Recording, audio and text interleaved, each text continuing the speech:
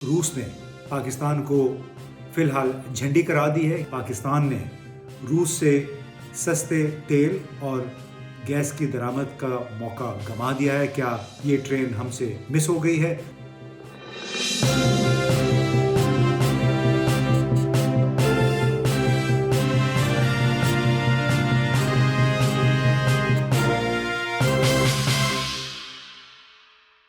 अस्सलाम वालेकुम दोस्तों, ज़ूम इन के एक और सेशन के साथ आपकी खिदमत में हाजिर हैं। आज हमारे ज़ूम इन का मौजू है पाकिस्तान और रूस के दरमियान 8वें बैनुल वज़ारती कमीशन का इजलास कई रोज़ पर मुश्तमिल बड़ा भारी वफ़द आया था रूस से। तकरीबन 80 अफराद उसमें शामिल थे और दो तरफ़ा तिजारत, ख़ास तौर पे तवानाई के शोबे में तिजारत बढ़ाने, ताउन बढ़ाने के हवाले से बातचीत हुई।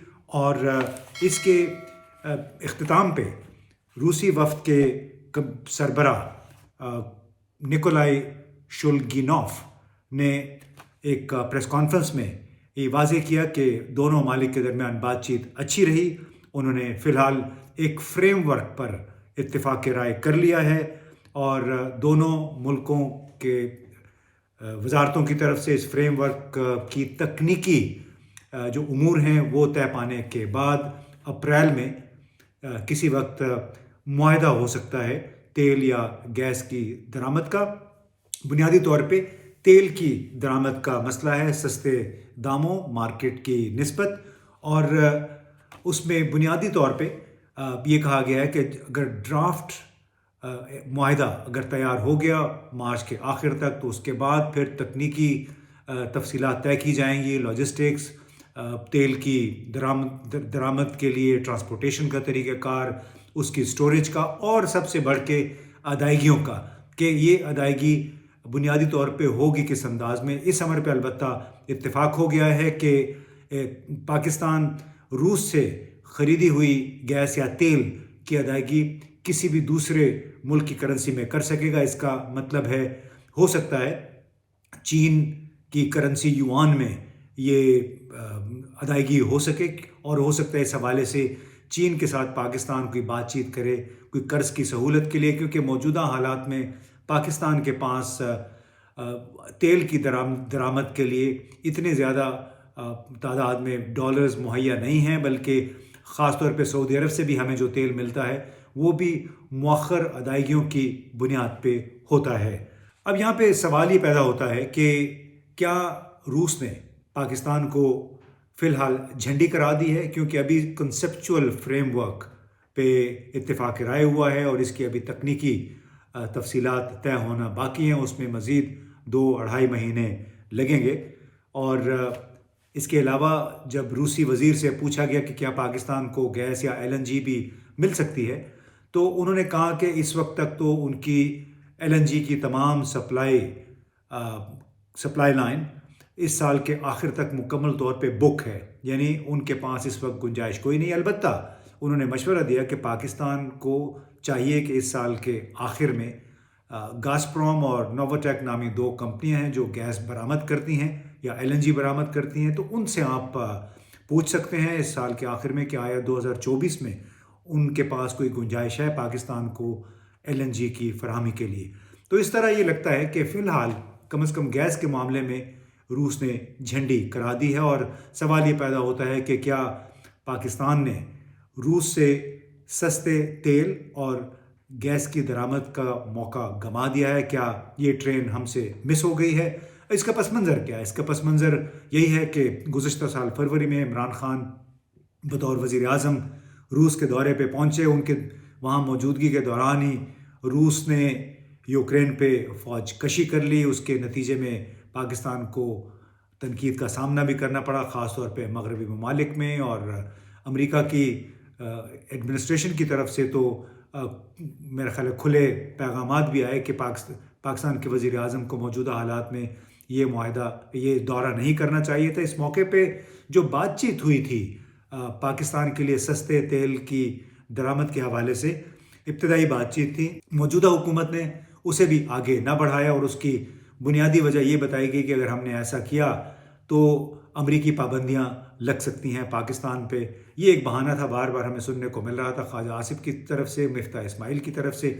حالانکہ ایسی کوئی بات نہیں تھی. امریکہ کا قریب ترین حلیف بھارت اس وقت دھڑا دھڑ اب روس کے ساتھ LNG اور تیل کی درآمد کے معاہدے کر رہا تھا. اس وقت صورتحال یہ ہے کہ بھارت اس وقت کیمیکل فرٹیلائزر کی درآمد کے حوالے سے سب سے بڑا ملک بن گیا ہے. یعنی روس سے سب سے زیادہ بڑی مقدار میں فرٹیلائزر یا کھاد بھارت درآمد کر رہا ہے. اس کے ساتھ ساتھ بھارت نے تیل سے LNG اور پیٹرول کی درآمد کے طویل المیعاد منصوبے کیے ہیں، جس کی وجہ سے ان کی سپلائی لائن اس وقت تقریباً چوک ہوئی ہے. چوک کا مطلب وہ بالکل بک ہے، کسی اور دوسرے ملک کے ساتھ وعدے نہیں کر رہے ہیں. اس طرح چین کے ساتھ بھی روس نے طویل المعاد معاہدے کیے ہیں. کوئی اس وقت چین اپنی کم از کم 20-25% ضروریات تیل کی روس سے تیل درآمد کر کے پوری کر رہا ہے. دلچسپ بات یہ تھی کہ جب روس کے وزیر نیکولائی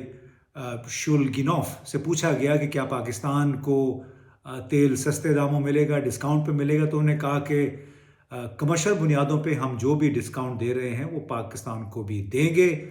اب ظاہر ہے اس میں انہوں نے واضح یہ کیا کہ ہم کسی ملک کے ساتھ کوئی ترجیحی سلوک نہیں کریں گے، بلکہ جو بھی اس وقت ریٹ چل رہا ہوگا اس کے حساب سے ہم اس میں اپنی رعایت کر کے آپ کو فراہم کر دیں گے.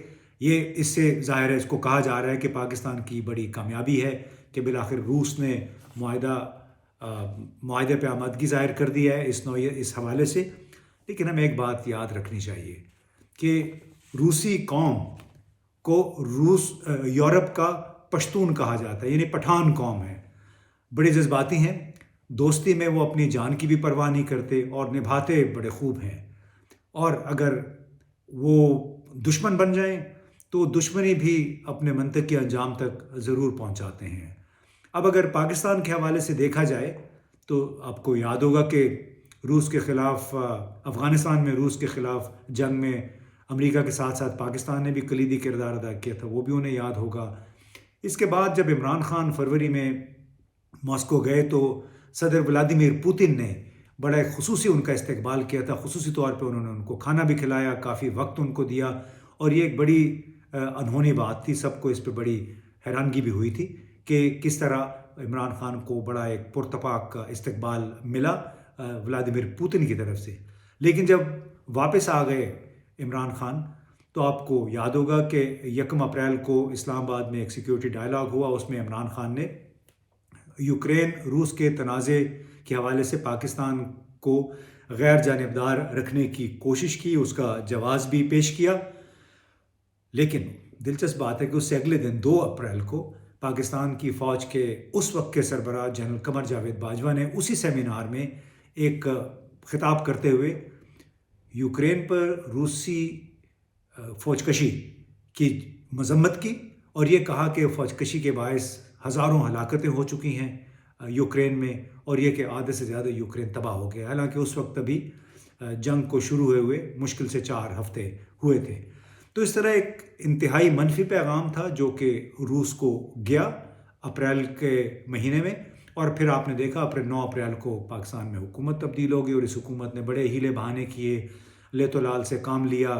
عمران خان کے دورے کے موقع پہ جو ابتدائی بات چیت تھی اس کو آگے نہیں بڑھایا گیا، اس میں ظاہر ہے تاخیر ہوئی. ابھی یہ کہا جا رہا ہے کہ بالآخر دونوں ملکوں نے آمادگی ایک معاہدے پہ دستخط کر دی ہیں. نوشنل معاہدہ ہے، اس کو ایک کہہ لیں کہ مفاہمتی یادداشت ہے. اس کی ابھی تفصیلات جزیات ابھی طے ہونی ہیں. اللہ کرے کہ پاکستان کو سستا تیل مل جائے.